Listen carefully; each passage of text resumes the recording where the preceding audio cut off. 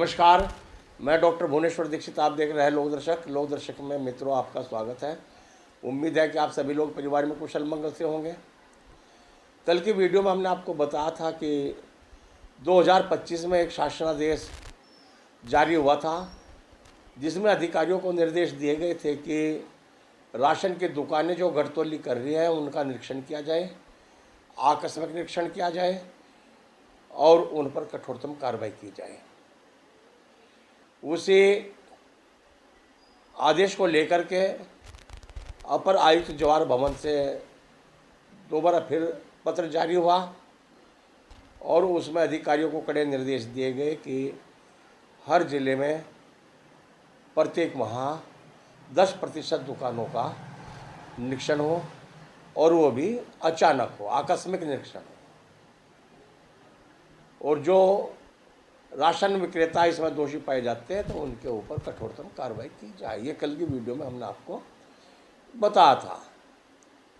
बहुत लोगों ने देखी, किंतु फिर वही बात मैं बताना चाह रहा हूँ कि सब्सक्राइबर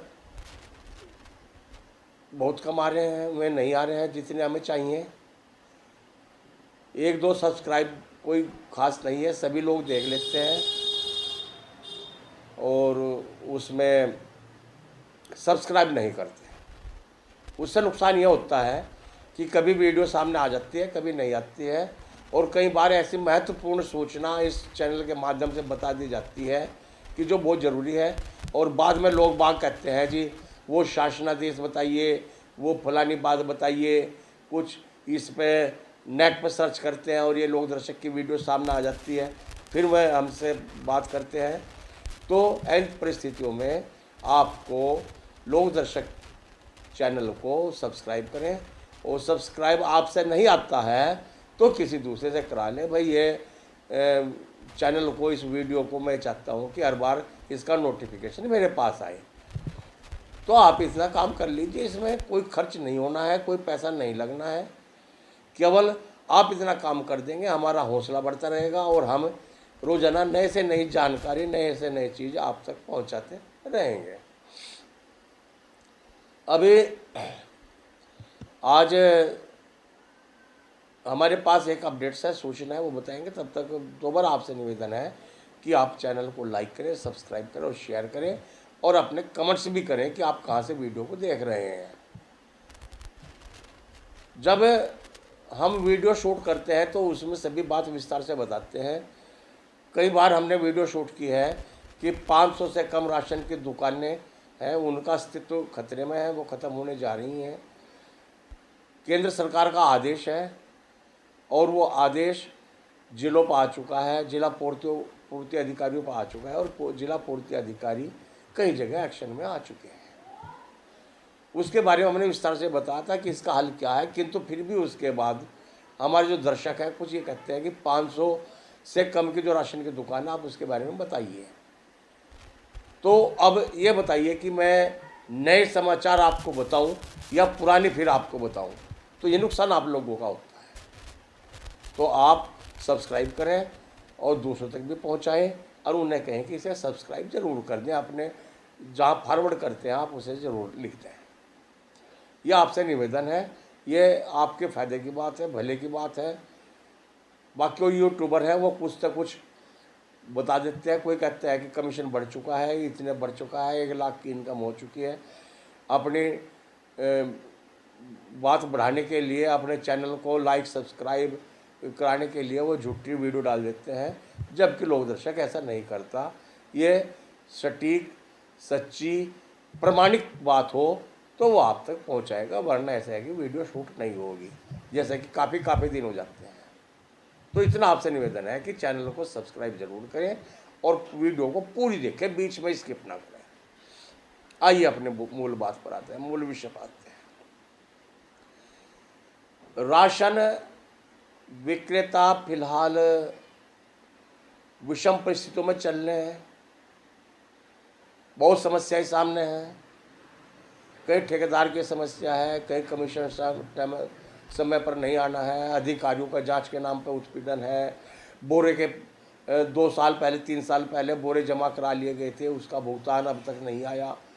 आधा आया आधा रुका हुआ है, कहीं बाजरे का भुगतान नहीं आया। ये सारी समस्याएं हैं और इस समस्याओं से राशन विक्रेता जूझ रहे हैं।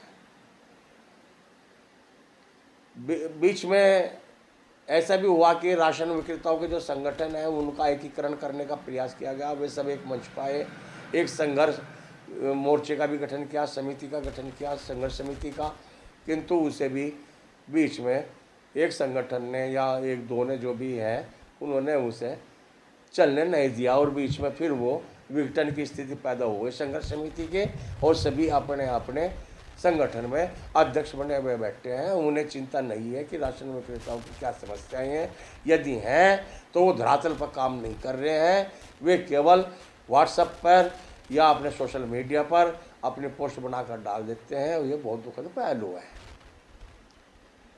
तो इसमें आप लोगों को चाहिए कि इसमें थोड़ा सा अपने जो संगठन, जिस संगठन से आप जुड़े हुए हैं, आप उन्हें कहिए कि आप इसे जो भी समस्या है उसका मजबूती से ठोस कदम लेकर चलें। ये मेरा अपना सुझाव है। बीच में संगठनों में इतनी खींचतान है, बड़ा दुखद पहलू है कि मेरठ में अभी 2-4 दिन पहले चुनाव हुआ है, 3-4 संगठन थे, वो चाहते कि मेरा जिला अध्यक्ष बने, वो चाहते मेरे जिला अध्यक्ष बने, और जिला फिर उसमें चुनाव की स्थिति आ गई, चुनाव में एक मौके पे जीत गया, वो काम करे या ना करे। और बात तो ये होनी चाहिए कि सर्वसम्मति से सबके उससे जो भी अध्यक्ष बने, जिला अध्यक्ष बने, कार्यकारिणी बने, सभी के सहयोग से बने, जिससे कि वे सभी लोग आपस में मिलजुल कर काम करें।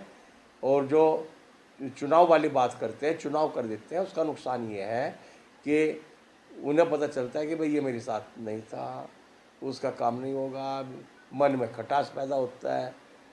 जैसा कि प्रधानी का चुनाव होता है, प्रधानी में लोकतांत्रिक तरीके से होता है, और वो लोकतांत्रिक में स्थिति यह है कि उसमें कितने झगड़े होते हैं वो आप सभी लोग जानते हैं। तो सर्वसम्मति से ये बात होनी चाहिए। अब मूल विषय बात है। उत्तर प्रदेश सस्ता गल्ला विक्रेता परिषद, उसने मीटिंग का आह्वान किया है 2 जुलाई को, दिन बृहस्पतिवार है। इस संगठन ने सभी अपने पदाधिकारी प्रदेश के, मंडल के और जिले के, तहसील के, ब्लॉक के, जो भी जा सकते हैं, किंतु बाध्यता उसमें यह है कि जिला अध्यक्ष तक और मंडल अध्यक्ष जरूर जाएंगे, उसमें उन्हें जाना अनिवार्य है। बाकी जो अध्यक्ष हैं वह अपना जाएं और मीटिंग में क्या हो रहा, कैसे हो रहा है, उसकी जानकारी आप लोगों को मिलेगी, और जो भी प्रस्ताव पास होगा उसमें क्या करना है वो उसमें सभी की सहमति ली जाएगी।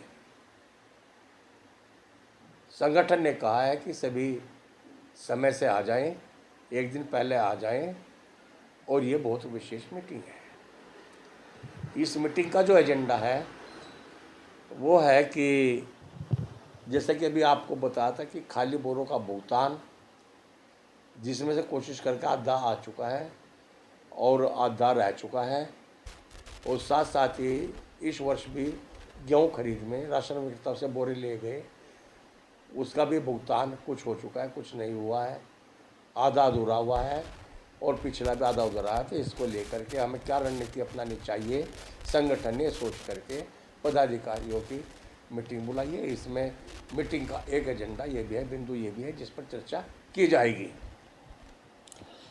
दूसरा अहम बिंदु है 500 से कम राशन की दुकानें। ये चिंता का विषय है सभी के लिए, उन राशन विक्रेताओं के लिए भी और संगठनों के लिए भी। तो इस पर भी चर्चा होगी कि इसमें क्या किया जा सकता है, उन्हें न्यायालय में जाएं, कहाँ जाएं, कैसे जाएं, वो सब की आपकी राय होगी, जो भी वहाँ मीटिंग में उपस्थित होंगे, और उस पर फिर निर्णय लिया जाएगा। एक सबसे बड़ी समस्या कोटेदारों के लिए है कि कमीशन टाइम पर नहीं मिलता है। कोरोना टाइम का जो लाभांश था, हमने पहले भी वीडियो में आपको बताया था कि पैसा राशन विक्रेताओं ने जमा करा दिया था सरकारी खजाने में और उससे सरकार ने मुफ्त में उठवा दिया था। उसका लाभांश, वो पैसा जमा किया हुआ अब तक कोटेदारों को नहीं मिला है।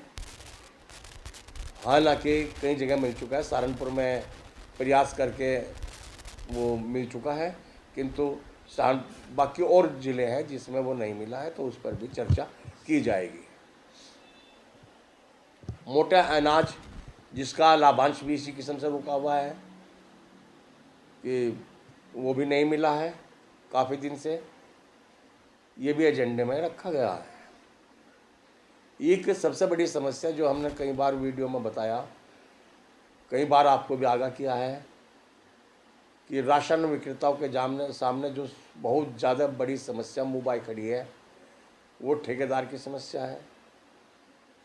सबसे पहले तो जो गोदाम प्रभारी हैं वे समरसीबल से बोरों में पानी लगाते हैं कहीं कहीं 100 क्विंटल, जिससे कि अनाज भारी हो जाता है, कट्टा जो बोरा है वो सूख जाता है और गेहूं में नमी आ जाती है। फिर वो ट्रक में लद करके बाहर आता है। बाहर में नियम तो यह है कि उस ट्रक को ही दुकान पर जाना चाहिए ले करके, किंतु उसके बीच में फिर पिट्टी ठेकेदार हैं, जो ट्रॉली वाले हैं, पहले ट्रॉली चलाते थे, वो उसे हड़प लेते हैं बीच में। कुछ ट्रक वाले उतार लेते हैं, कुछ परखी मारते हैं, कुछ बचा कुचा ट्रॉली वाले कर देते हैं, कहीं पत्थर रख देते हैं, कहीं ईंटें रख देते हैं। ये बहुत ज़्यादा शिकायतें आ रही हैं, तो इसके बारे में भी विचार किया जाएगा।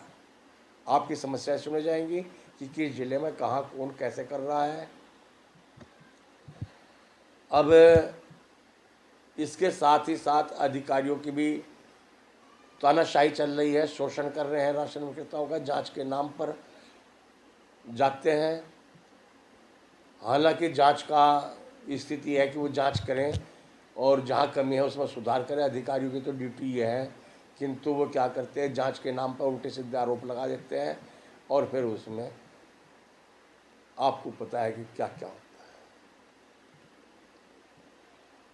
अब वितरण प्रमाण पत्र, जब खाद्यान्न ऑनलाइन बिक रहा है, सभी ऑनलाइन वितरित हो रहा है, मशीन से चल रहा है, नेट पर आ रहा है, सब कुछ व्यवस्था नई तकनीक पर चल रही है, तो फिर भैया वितरण प्रमाण पत्र क्यों लिए जा रहे हैं?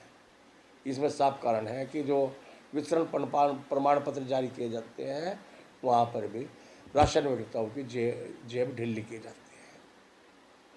तो इन सभी परिस्थितियों को लेकर के, इन सभी समस्याओं को लेकर के उत्तर प्रदेश सस्ता गल्ला विक्रेता परिषद ने 2 जुलाई को लखनऊ के कसाईबाड़ा में मीटिंग बुलाई है। मीटिंग सुबह 10 बजे शुरू हो जाएगी और शाम के 3 बजे तक चलेगी। इसमें प्रदेश अध्यक्ष अशोक मेहरोत्रा ने सभी राशन विक्रेताओं से आग्रह किया है, निवेदन किया है कि वे सभी लोग अपने बड़े पदाधिकारी मीटिंग में ज़रूर अवश्य भाग लें।